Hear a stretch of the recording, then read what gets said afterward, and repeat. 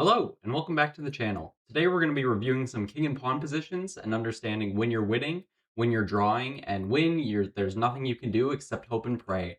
So we're going to be starting right here with just a king and pawn winning endgame for you. So let's say we're playing with the white pieces, and this is a win. As you can see, I added the eval bar over here onto the layout. I've upgraded a lot. I added the eval bar. I also added a webcam. So now you can see me as I'm doing all this. I have a terrible looking room behind me, so I was hoping there was a way I could automatically remove the background. NVIDIA to the rescue. Anyways, let's get back to the chess. So the way that you draw this or win this here, there's only one move you can make. If you just mindlessly push your pawn, you can see the eval bar. It's a draw. There's nothing you can do, and black has a way to draw this essentially. So the only move that you can make here to keep your advantage is called getting opposition. If the king is 2 squares away from your king, you want to go right next to him. If their king, let's make a few moves here, just kind of moving things out of the way. Obviously, this is back to winning, but let's say there's something like this. This is back to a draw. Now it's white to move, and black's the one that has opposition. Opposition means that there's no way for me to move forward. I must move away from the middle here. So you want to be the one giving black opposition. And that's what we do by moving king to e3 here. So now black's forced to move somewhere. Let's say they want to stay close by and they move to d5, or same thing would happen if they move to f5. No matter which way they move, we move up and opposite their side. So if they move to d5, we move to f4, and if they move to f5, we would move to d4. So let's say they move over to d5. Let's move to f4, and now it's black's move. If black just does something like this, now there is a way to draw this. If we end up playing king e4, now this isn't a draw just because our pawn has a move here, but there are ways to draw this. You, however, can just copy them and keep moving up like this. And no matter what they do, if they want to move back, well, now you can start pushing your pawn. Your pawn can come up all the way to e4, and you're still winning. You just got to push it down. What you have to remember here is you're going for opposition. So king e3, let's say they move back, and a lot of times they'll try and stay on this file. You can't push your pawn. If you push your pawn to e3 here, it's a draw. So there's only one winning move here, and that's to keep opposition with king e4. And we can just keep going here, doing the same thing all the way to the end of the board, and then you can start bringing your pawn. Let's go all the way back. Let's say instead of going to d5, they went to d6 or something. We can do the exact same thing. If we go to f4, now they're thinking, okay, now I get d5, and it's white's move instead of black's move. Well, if we don't want to push our pawn to e4 because it's actually a draw if they play king e6. However, we can push our pawn to e3, and now it's their move, and we can do something similar where if they move to e6, we get opposition, or if they move to d6, then we can move up, and we get similar things. We also can just copy them, and we can move to f5. The reason we're able to do this is they cannot come down and catch our pawn because we can move it 2 squares up to e4 here. So the biggest thing to remember is getting opposition, and let's just get to a position here where the pawn is near the end of the board. Let's say something like this, and we got opposition again. Black's got to move out of the way. We're going to do the exact same thing. Whichever side they move, we move opposite and diagonal. So king d8, king f7. And now you've created what's called a red carpet for your pawn. So your king covers these 3 squares. Their king can't take the pawn right now, so then you can just, whatever they do, you push, and you create a queen here. So now let's look at a different type of white pawn winning endgame, where it's a little bit different, but you're not getting opposition. All right, so I've created a position here where the winning move is not a king move. Now, if we look at the eval, which you guys can't see the actual lines, technically king e6 is winning, but the only reason it's winning is because we get the exact same position here when we repeat. So the only winning move here is to actually push the pawn. Normally in king and pawn endgames, you want to go for opposition with your king, and your king always wants to be in front of the pawn until you've created that red carpet. We don't cover the e8 square here, so we don't have a red carpet. However, we're able to push the pawn. Normally, if we set up a different position, let's say we've got something like this, ignore the eval, and we push our pawn here, his king is able to come right here, and there's nothing that we can do. We can either move out of the way, we've got 5 different squares to move to, and he just takes the pawn, or we move to e6, and it's stalemate. So the difference here, if we play like this, is we have this move pawn to e6. And the reason this is winning, and it's a little bit different, is because instead of being stalemate here, when you play e7, he has this one square king f7, and you can move up to king d7 and promote on the next move.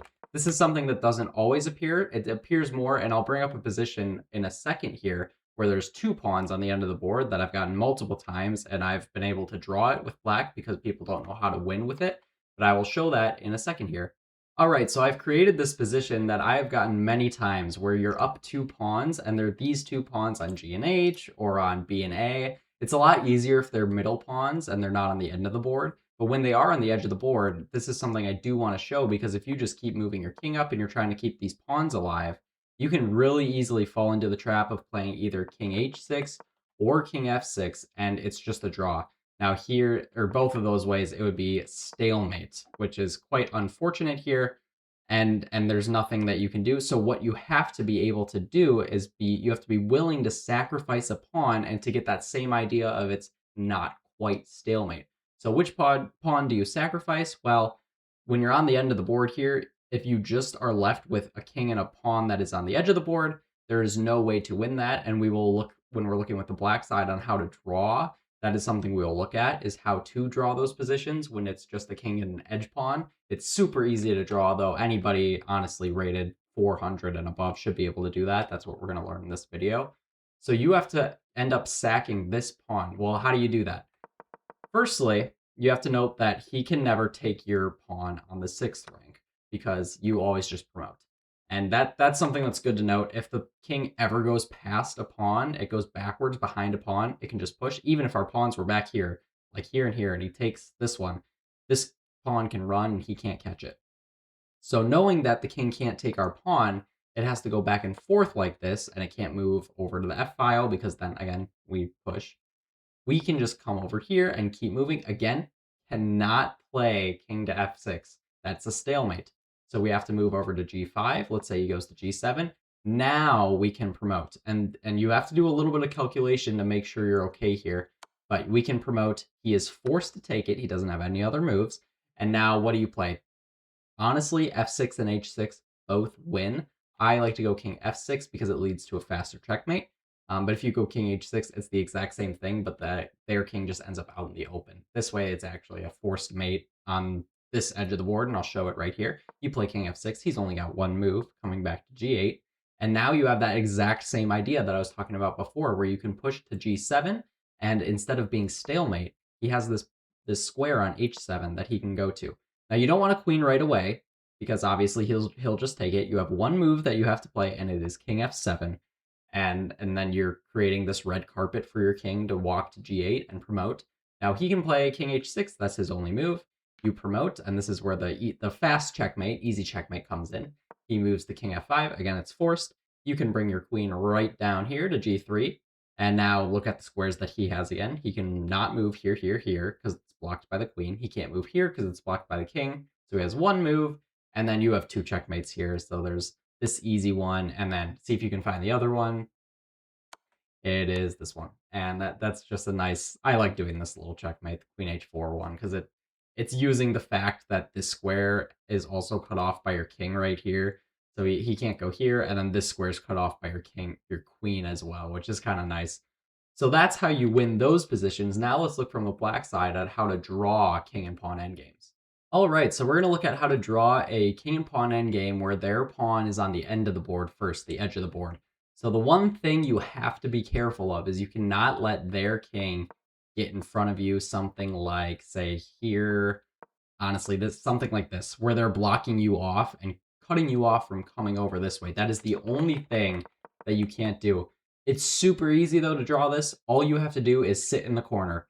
You can actually pre-move this. Let's say you're playing a bullet game and you're pretty low on time and your opponent's trying to flag you. All you have to do is just pre-move to b7, a8, and then b8, a8, b8, a8, and you just pre-move these 2 squares over and over again, and you're forcing a draw.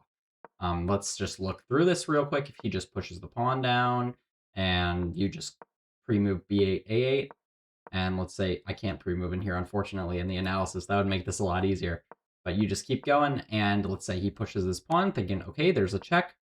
It's the exact same type of thing as that draw we saw earlier with the king or pawn pushed in front of the king when it is stalemate. You can move to 5 different squares here, but then I just take your pawn, or you can move over to a6 and it's a stalemate.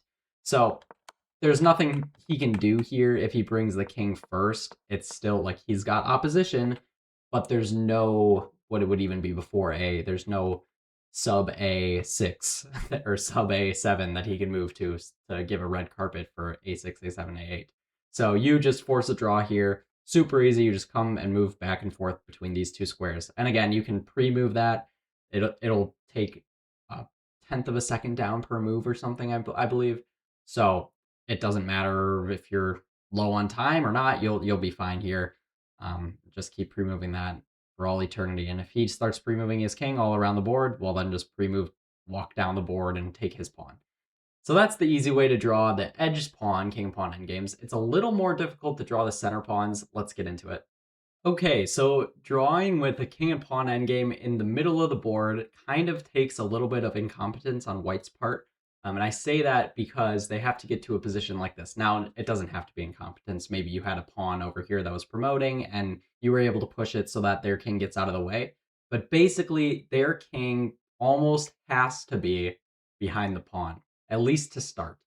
And once we get it something like this, it's super easy to draw. There's just a few little rules you have to keep in mind. Rule number one being anytime you can go in front of the pawn, you do, and you stop it from moving. He's going to have two different moves. If he moves back, you just take the pawn and it's an immediate draw. And whatever side he moves to, you don't copy him. You have to keep that in mind as well. Now, it is still a draw if you do copy him. There are ways to still be okay here, but you want to move straight back. And now you have to be a little careful. Again, if he gives you the square, you go right back and block that pawn. And let's say we repeat again. So he's going to say, okay, we're just repeating. Let me try going forward instead. Now is where you have to be careful and you have to know the other rule, whereas when he's in line with the pawn, you follow him. So you follow his king like this, and now you can just remember the same exact rules as before. Let's say he goes back, you follow the pawn. We have a 3-move repetition here. Ignore that.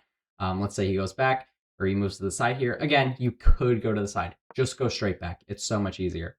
If he pushes the pawn, you take it, so we know he's going to try to move forward. Copy him. You have to copy him. And now the only other thing that he hasn't tried yet, because he's tried moving his king anywhere that he can move it. These are all the moves they can go. And then you just hop in front of the pawn, and it's right back to the same thing. So he's like, okay, the only other thing I can try is moving the pawn. Remember rule number one. If you can move in front of the pawn, do it. And we're right back to the exact same position here. Now, this one's a little bit different. So he's not on the side here like he was for all the other attempts. It's still just move straight backwards. Again, still any of this works. You have to be a little bit careful if you get something like this. You have to go back to king d6. If you try moving, say, king d7, he's got opposition. Even if you move to king e7, he doesn't have to go here. If he goes here, it's actually a draw. But if he goes down to king c5, then there's nothing you can do. If you move back here, it's opposition. Even if you move here, it's opposition. And if you move back, he just follows you until you have to give opposition. So you have to be a little careful. Basically, anytime you can move, if you're in front of the pawn already, then move straight back. And if you're not in front of the pawn and you can move in front of the pawn, let's just run through one rule at a time. So rule number one is if you can move in front of the pawn, move in front of the pawn. Rule number two is if you're already in front of the pawn, move straight backwards. And rule number three is if the king and pawn are side by side, follow the king. Those are the only three rules you have to know, and this becomes an easy draw. Let's just move everything all the way down the board, and something like this. You keep doing this, and then you follow the king, and eventually he'll have to push it to the 7th rank, and you go right in front of the pawn once again, and we're back to the same position where the king has 5 moves that give you the pawn, and 1 move that is stalemate. So that's a really easy way to draw. Just 3 easy rules to follow. Again, rule number 1 is stay in front of the pawn. Rule number 2 is if you're in front of the pawn, move backwards. And rule number 3 is if the king and pawn are side by side, follow the king. Once you master that, it really becomes a lot easier to do this mindlessly, especially if you're low on time. I like playing blitz games, and we get into these end games where I have almost no time. So remembering these rules makes it super easy to draw or to win if I'm from the white side or the extra pawn side. So just remember all that and go win some games. And that's going to end this video about king and pawn endgames. If you learned something, feel free to leave a comment explaining what you learned and how it helped you, and leave a like and subscribe, and leave some more ideas for videos in the future. And I hope to see you guys in the next one. Peace.